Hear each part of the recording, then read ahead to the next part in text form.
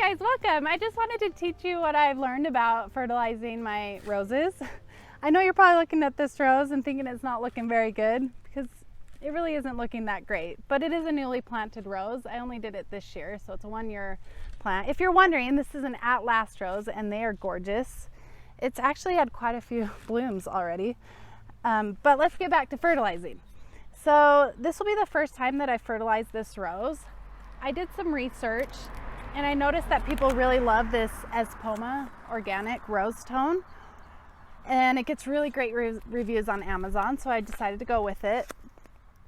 This bag is a 4-pound bag. It's about $16, which isn't going to go very far. I have a lot of roses, so really I probably need more like a 100-pound bag, but for now this will work for these 3 roses I have right here.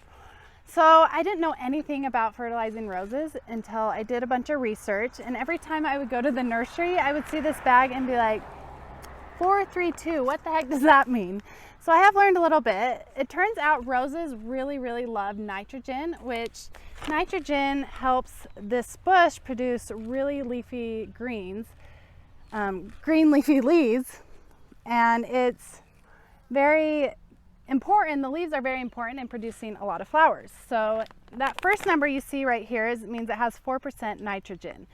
And you can do compost and different things to add some more nutrient to your soil, but it does need this extra fertilizer. And then the second number is phosphate, which is really important for the roots to get really strong and healthy, for the flowers, and also for stems. And then the last one is number 2, which is potassium, and that's just what helps absorb all the nutrients into the plant. Anyways, enough of that boring scientific stuff. I'm not really a scientist, but that's just the basics of what roses need and what nutrients they need. So with roses, they need a lot more fertilizing than other shrubs and plants because they are always blooming. They produce so many flowers, so they're kind of the pigs of the garden, I feel like, as far as shrubs and perennials go. This is a granulated fertilizer, which is something I really will choose to go with because when they're granulated, they are more of a slow release fertilizer, so they take a little longer and they last a little longer.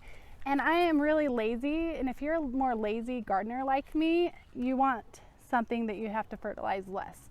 But if you like to fertilize a lot, I would go with a water-soluble fertilizer, and you can do that every 7 days with roses, which is quite a bit.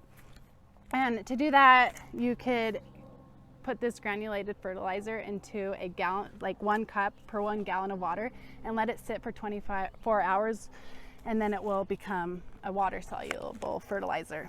Anyway, especially, I guess, if you have roses that are in pots or containers, I would recommend the water-soluble fertilizer just because this will leach out pretty quickly and you're going to need to do it more frequently just because you're watering a lot more in those potted containers because they dry out more quickly. So I'm going to show you how I do this. For more newly established plants, they need a little bit more fertilizer at the beginning. So I buy a lot of Dave Austin roses, which are the most beautiful roses, and I buy them online, but they come in bare roots a lot of the times. So if you have one of those, you want to put about 3 cups for that at the beginning for a bare root rose, which is a ton. That wouldn't go very far if you have a lot of roses. A 4-pound bag wouldn't go very far. And then you want to cover it with the dirt and then water it real deeply. But since this one's a little bit more established, I'm going to use a little bit less fertilizer. And once they do become established, you want to do 1.5 cups per plant, which is a lot.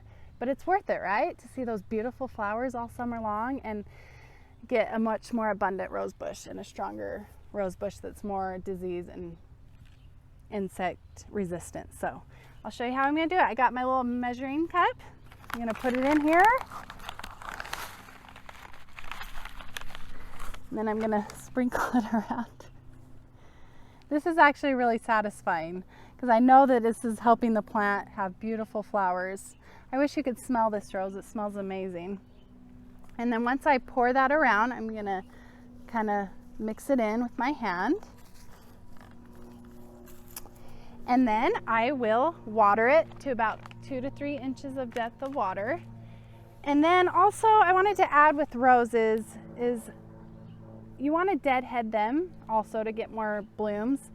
And The pruners I use are these little Fiskars I call them deadheading pruners. I don't know the exact name, but they're tiny and they're just so easy to go around and clip. So this rose bush got a lot of dead blooms, so I'm going to go around and this is important in producing more blooms for your roses. So if you're going to fertilize, you might as well deadhead at the same time. Isn't that just so satisfying? This is like my favorite part. I love pruning and deadheading and all those things. Anyways, I'm not going to do them all right now in this video, but I was just going to add that you want to start fertilizing beginning of spring when it starts to get some growth. You don't want to do it too soon or you're just wasting your fertilizer. And then I'm going to do it 3 to 4 times throughout the year with this granulated fertilizer because I only need to do it every 3 to 4 weeks. And then I'm going to stop 6 to 8 weeks before the new frost so that I don't damage that new growth. So it really isn't too complicated. It just takes a little more extra time and effort, but it's going to be so worth it. I'll give you an update in a month and a half of what my roses look like after they get some fertilizer, and stay tuned. I hope that you learned something new and this video is helpful. Give me a like and subscribe and I'll keep posting videos. Have a fun day gardening. Talk to you later. Bye.